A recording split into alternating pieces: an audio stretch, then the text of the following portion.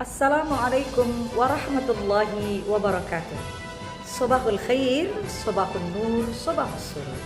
Apa kabar anak-anakku yang ibu sayangi dan ibu cintai? Semoga kalian tetap dalam keadaan sehat walafiat, tidak kurang satu apapun, dan masih tetap semangat walaupun kita belajar dari rumah, ya nak? Nah, anak-anakku yang ibu sayangi dan ibu cintai, kali ini kita akan belajar tahsin. Dan tahsin kali ini masih akan ibu jelaskan dari bab 1. Silakan kalian buka di halaman 4 dan seterusnya, di halaman 4 dan seterusnya. Dan ini merupakan video yang kedua yang telah ibu sampaikan kepada kalian semua sebagai penyambung dari video yang pertama. Anak-anakku yang ibu sayangi dan ibu cintai, sebelum kita belajar tahsin, maka mari bersama-sama kita membaca doa terlebih dahulu agar kalian diberikan kemudahan oleh Allah Subhanahu wa taala dan tetap dijaga dari segala wabah penyakit yang sedang melanda dari negara kita. Amin ya rabbal alamin. Bismillahirrahmanirrahim. Allahumma zidna ilman nafi'a wa amalan mutaqabbala wa rizqan halalan tayyiban mubaraka. Allahumma rzuqna fahman nabiyina wa hifzal mursalina wa sur'ata ilhami malaikatil muqarrabin walhamdulillahi rabbil alamin. Nah, anak-anakku yang ibu sayangi dan ibu cintai, mari sama-sama kita mulai pelajaran tahsin ini dengan sifatul huruf, sifat-sifat huruf hijaiyah. Kita akan lebih mengenal lagi sifatul huruf atau sifat-sifat huruf hijaiyah. Silakan kalian buka di halaman 4 dalam buku paket tahsinnya.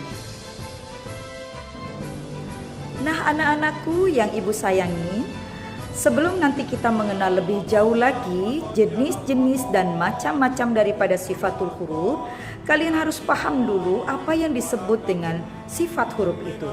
Sayang, setiap huruf dalam Al-Quran yang kita bacakan itu bunyinya bermacam-macam. Nah, karakter dari bunyi itu disebut dengan sifatul huruf atau sifat-sifat huruf.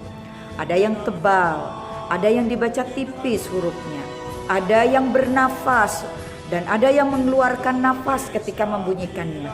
Ada yang harus ditahan bunyi nafasnya dan lain sebagainya. Nah, macam-macam itulah disebut dengan sifatul huruf. Kenapa kita harus mengenal sifatul huruf?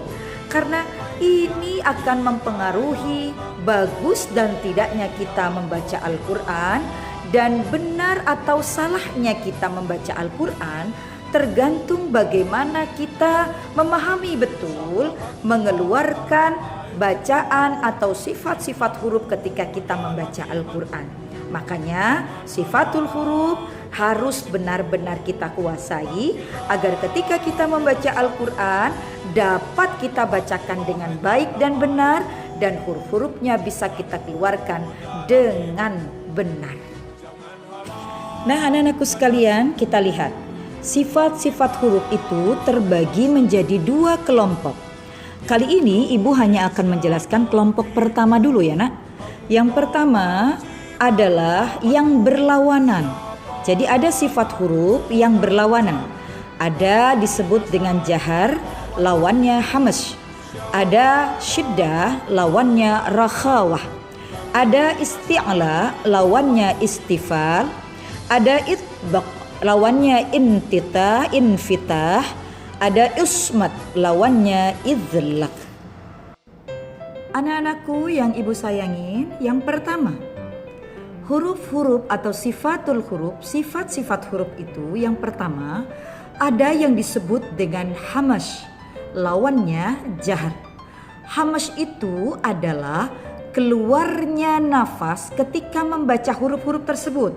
Jadi hamash itu jika kita mengucapkan huruf-huruf tersebut maka nafasnya harus keluar.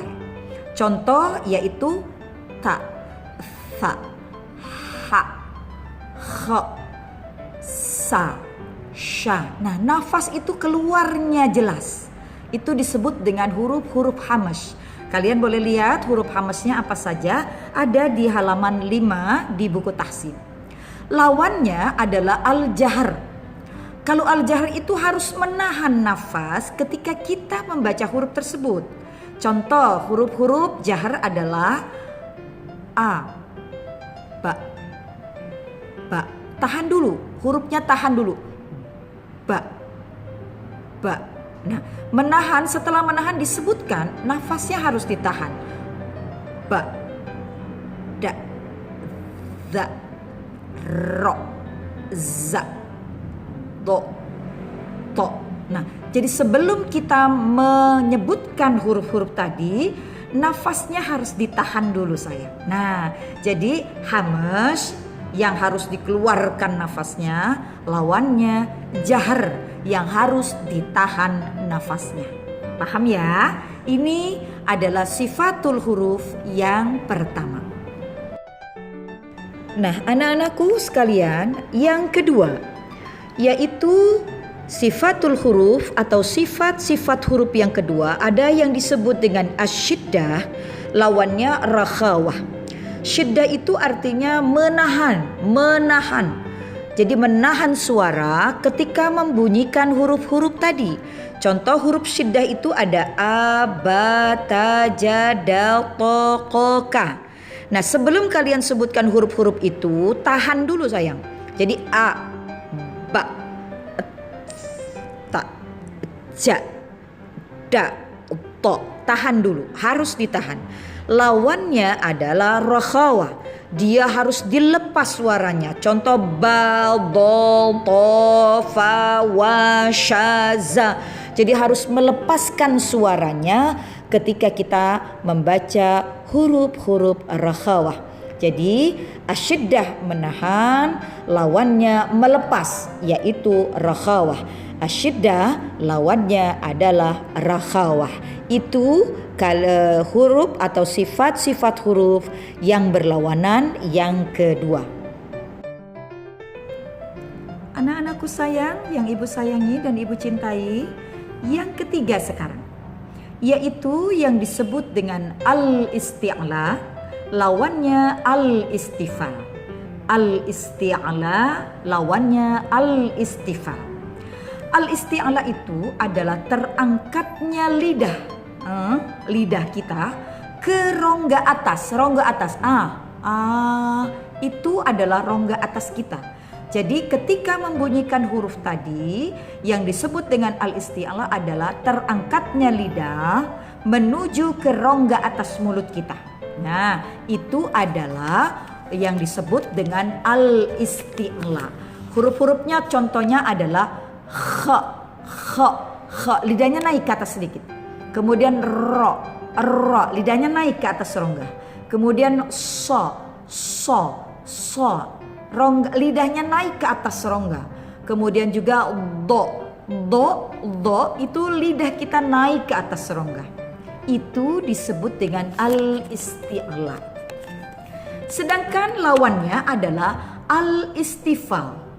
Istifal itu lidahnya menurun, posisi lidah menurun dari rongga kita. Ini adalah rongga mulut kita. Istifal tadi diturunin, jadi posisinya menurun lidahnya dari rongga mulut. Contohnya hurufnya adalah ba, ta, sa. Turun kan? Kemudian ja, ha, kha. Nah, itu semua turun. Posisi lidah kita menurun dari rongga mulut kita. Itu huruf-huruf isti'la dan huruf-huruf istifal. Sayang, sekarang yang keempat ya. Sekarang yang keempat, yaitu disebut dengan al-itbaq dan al-infitah. Al-itbaq lawannya al-infitah. Al-itbaq itu adalah menempelnya lidah dengan rongga atas ketika menyebutkan huruf. Jadi menempelnya lidah kita ke rongga atas ketika menyebutkan hurufnya.